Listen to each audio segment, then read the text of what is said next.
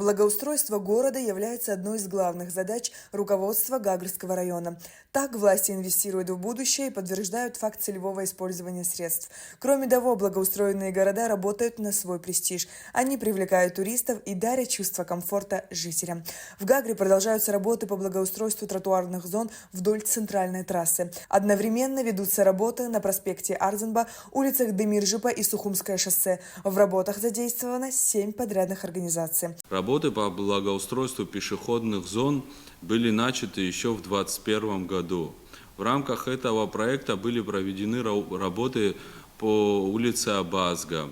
Благоустройство прошло с заменой тротуарных зон, с установкой столбов освещения, высадкой деревьев.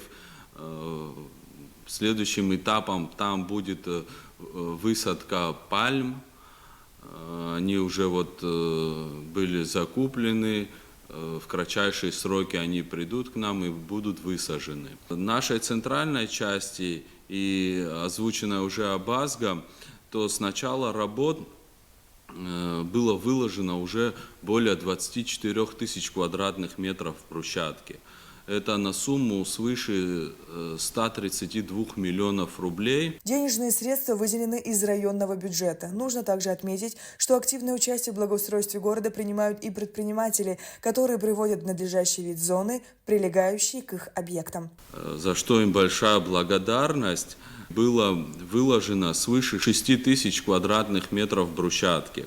Это более чем 37 миллионов рублей. Основную часть работ планируется завершить к середине года. Мы планируем соединить западную с восточной частью города. Надеемся, что у нас это все получится.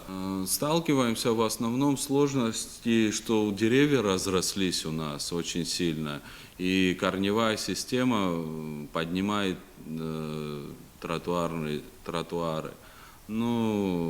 Чуть-чуть приходится нам поднимать сам слой. В принципе, сложностей нету, работа идет, мы контролируем процесс, следим постоянно за качеством работы, за укладкой.